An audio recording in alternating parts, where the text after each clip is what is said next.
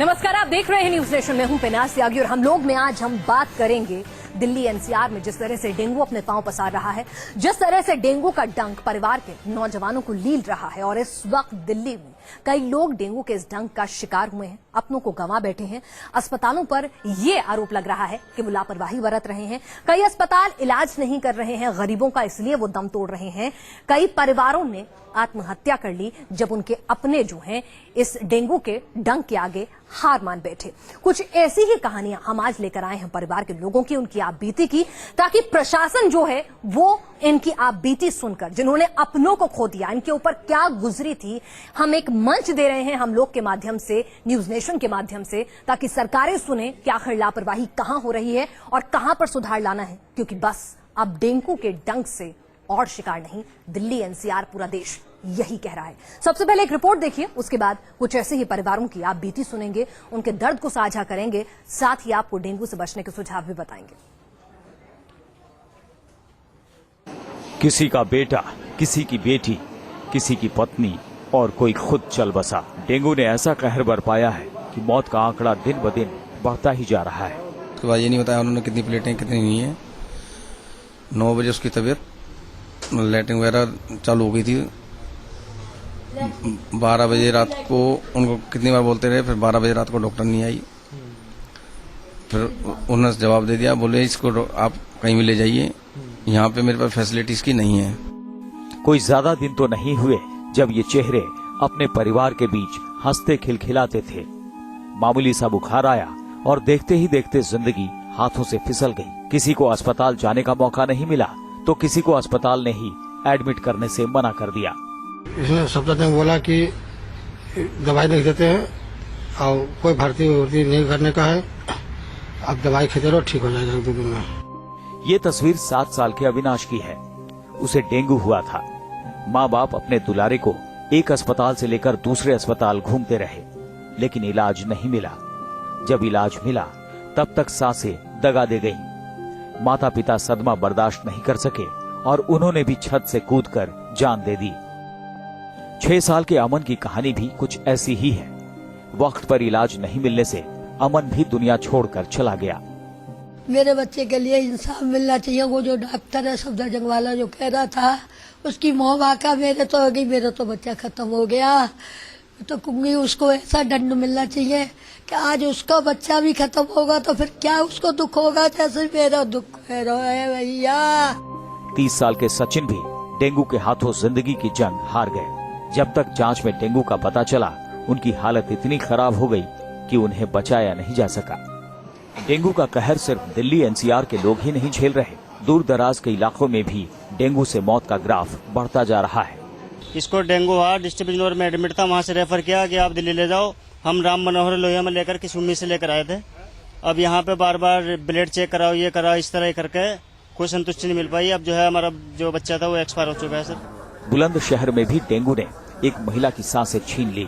हालत यह है कि अब झारखंड और बिहार में भी डेंगू के मामले सामने आ रहे हैं, जिनसे निपटना नगर निगम के साथ साथ राज्य सरकारों के लिए भी चुनौती बन गया है। Team news nation. चलिए, तो सवाल ये उठता है कि वर्ल्ड क्लास सिटी बनाने का दावा दिल्ली को हर सरकार करती है, हर नेता करता है, लेकिन ये कैसी वर्ल्ड क्लास सिटी है कि जहां पर इलाज के अभाव में डेंगू जैसी मामूली बीमारी के आगे दिल्ली के लोग, एनसीआर के लोग दम तोड़ते हुए नजर आ रहे हैं और सरकारें देखिए कि इन मौतों पर भी सियासत करने से बाज नहीं आ रही। तो केंद्र से 50 करोड़ रुपया इसके लिए दिल्ली सरकार को आया था और वो 50 करोड़ से कम होकर के अब कितना हो गया, मात्र 17 करोड़ रुपया। तो जब आप पैसा इसके लिए लड़ने के लिए नहीं दे रहे, जो पैसा दिया गया है उसको आप कॉर्पोरेशन को रिलीज नहीं कर रहे और कॉर्पोरेशन के लोग भी सोए हुए हैं, तो आप बताएं कि दिल्ली के अंदर ये महामारी फैलेगी नहीं तो क्या होगा। चारों तरफ डेंगू फैला हुआ है। दिल्ली सरकार, हमारे सारे मंत्री, हमारे सारे ऑफिसर्स, सब लोग, हम आपने देखा, मैं खुद अस्पतालों में जा रहा हूँ, हम सब लोग जो हैं दिल्ली की जनता के साथ मिलकर डेंगू के साथ लड़ रहे हैं और दिल्ली की जनता को राहत पहुंचाने की कोशिश कर रहे हैं। ऐसे में इस तरह की चिट्ठी ठीक नहीं है। अगर लड़ना है केंद्र सरकार को हमसे तो 2 महीने बाद लड़ ले। अभी 2 महीने तक, जब तक डेंगू है दिल्ली में, इस किस्म की वो ना करे। चलिए, चिट्ठियां लिखने की बजाय, इस तरह की बयानबाजी देने की बजाय, शायद अरविंद केजरीवाल जी की तो बहुत बड़ी फैन फॉलोइंग है, दिल्ली में इतने भारी बहुमत से वो आए हैं, शायद वो प्लेटलेट्स की कमी जो हो रही है, अपने ही जो तमाम उनका काडर है उसको कहते हैं कि चलिए आप ब्लड डोनेट कीजिए, हम कैंपेन लगाएंगे। आप तो एक एनजीओ की तर्ज पर ही पूरी पार्टी चलाते हैं, पूरी सियासत करते हैं, तो आपने क्यों नहीं ब्लड डोनेशन कैंप लगवाए और जगह जगह इस सियासत की बजाय प्लेटलेट्स की जो कमी हो रही है उसको क्यों नहीं मुहैया कराया? अजय माकन जी से भी सवाल यहां पर सीधा उठता है कि आपको करोड़ों के फंड रिलीज हो रहे हैं नहीं हो रहे ये नजर आ रहा है, लेकिन आपने क्यों नहीं अपने ही काडर को लेकर कुछ योगदान देने की कोशिश की? और स्वच्छ भारत अभियान चलाने वाले पीएम की पार्टी बीजेपी दिल्ली में क्यों नहीं स्वच्छ भारत अभियान ही चला देती है? कम से कम अगर पूरा काडर मिलकर काम करेगा तो दिल्ली की सड़कें कुछ हद तक तो साफ होंगी, ये बीमारी जो है कुछ हद तक तो हटेगी। बहरहाल सरकारें अपना काम करेंगी, सियासत करना उन्हें बेहतरीन तरीके से आता है और वही वो डेंगू पर भी कर रही हैं। लेकिन आज हम लोग में हम इस मुद्दे को उठा रहे हैं, उन परिवारों की आप बीती आपको सुना रहे हैं जिन्होंने अपनों को खो दिया है।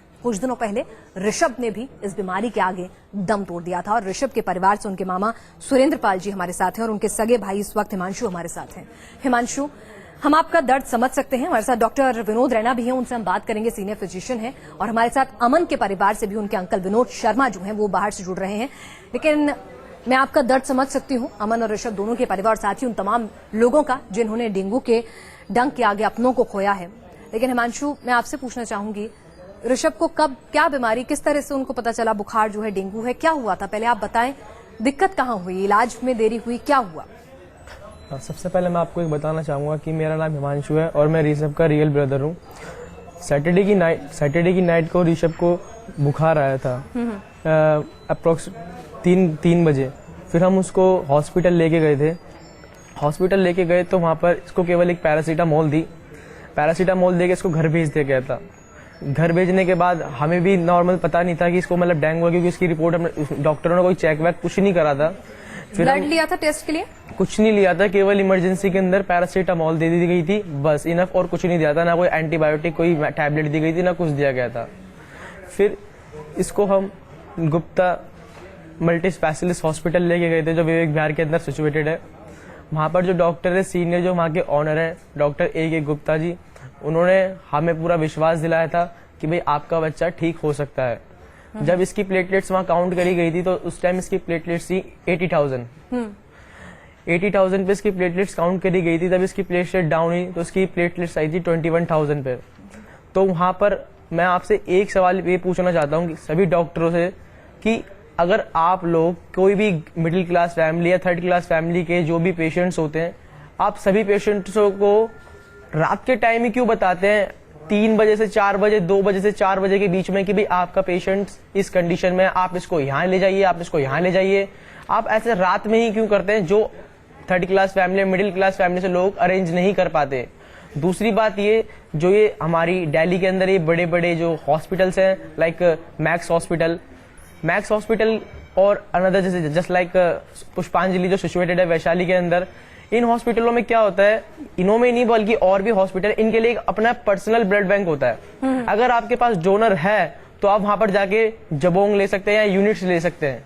अगर आपके पास डोनर नहीं है तो वहां पर चाहे आपका patient on the spot dead हो जाए, आपको वो ना तो कोई यूनिट्स प्रोवाइड कर सकते, ना आपको कोई वो जबोंग प्रोवाइड कर सकते हैं। क्या ऋषभ के साथ ऐसा ही हुआ था? जी मैम, उसके साथ बिल्कुल ही ऐसा हुआ था। जब हम उसे मैक्स हॉस्पिटल में लेके गए थे तो वहां के हम ब्लड बैंक में गए, डॉक्टरों ने हमसे ये बोला, हम उसे वहां पर मॉर्निंग में 4:30 बजे 5 बजे लेके गए थे। जब हमें एक गुप्ता मल्टी स्पेशलिस्ट हॉस्पिटल ने उसे रेफर करा था, उन्होंने हमसे ये बोला था, जो वहाँ के ऑनर है, जो वहाँ के हेड डॉक्टर है डॉक्टर ए गुप्ता जी, उन्होंने हमसे ये कहा था कि भाई आप इस बच्चे को, इसकी जो इस टाइम हालत है, कंडीशन है, बहुत क्रिटिकल है, या तो आप इसको किसी गवर्नमेंट हॉस्पिटल में ले जाइए या किसी मैक्स जैसे हॉस्पिटल में ले जाइए, बड़े हॉस्पिटल में ले जाइए। जी, तो उन्होंने हमसे ये बोला था कि आप प्लेटलेट्स नहीं चढ़ाई जब तक आपके पास डोनर नहीं था, आप ये कह रहे हैं? जी, हमने वहां पर उनसे अरेंज करने के लिए बोला। उन्होंने हमसे साफ ये बोला कि भाई देखो, हमारे पास अपना कोई ब्लड बैंक नहीं है, आपको कहीं ना कहीं से अरेंज करना पड़ेगा।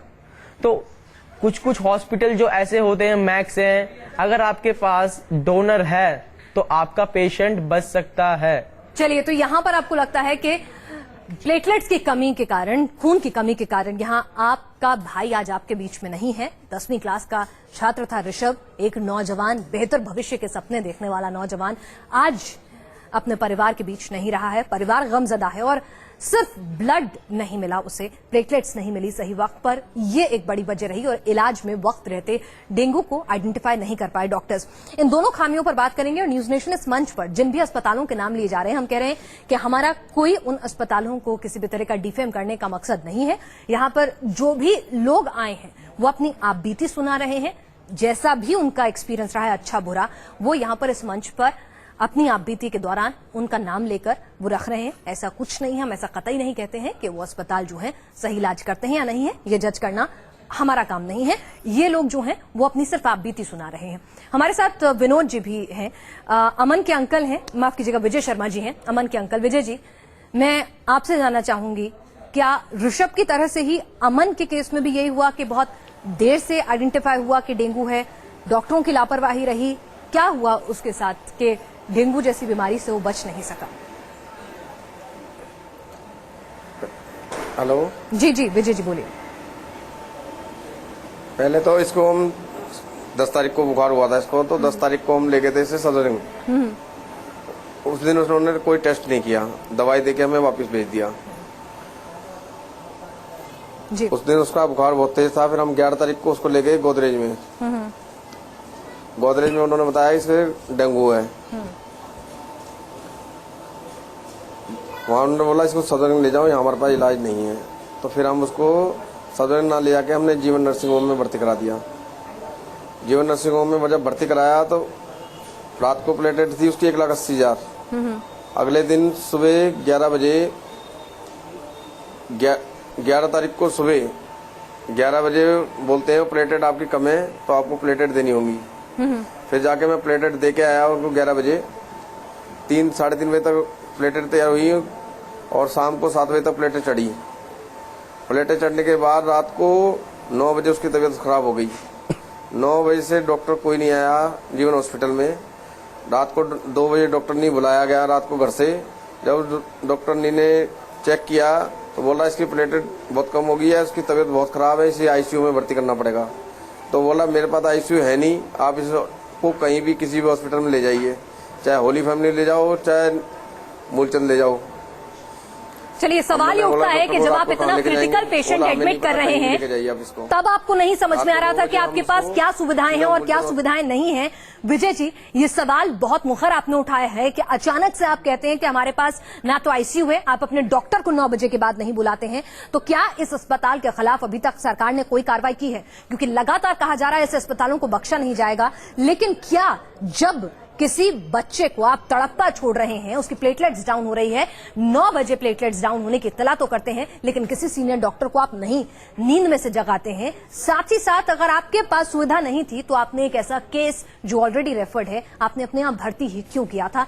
क्या इनके खिलाफ किसी तरह की कोई कार्रवाई हुई है? विजय जी, मैं आपसे बात करूंगी। साथ ही सचिन नाम के नौजवान ने भी डेंगू की इस बीमारी के आगे अपना दम तोड़ दिया, लेकिन वहां पर गलती किसकी रही? क्या बहुत देरी से परिवार जागा? क्या आइडेंटिफाई करने में इस बीमारी को देर हुई, या फिर से वही चीज सामने आई कि इलाज में लापरवाही हुई? उनकी पत्नी हमारे साथ इस वक्त स्टूडियो में मौजूद है, उनसे बातचीत करेंगे, लेकिन फिलहाल यहां रुक रहे हैं।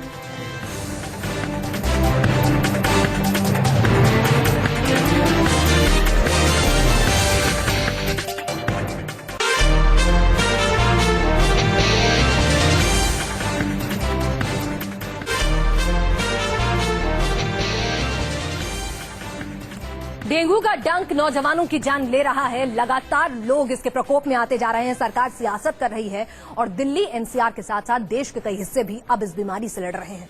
और कई ऐसे लोग आज हम लोग के इस मंच पर यहाँ हैं जो अपनी आप बीती सुना रहे हैं कि किस तरह से उन्होंने अपनों को खोया, ताकि कम से कम सरकारें सजग हो सकें, आप सजग हो सकें। हमारे साथ सचिन नाम का एक युवक था जिसने अपनी जान डेंगू की इस बीमारी के आगे गंवा दी। उनकी मां और पत्नी यहाँ पर इस वक्त हमारे साथ हैं, बीना देवी और सीमा।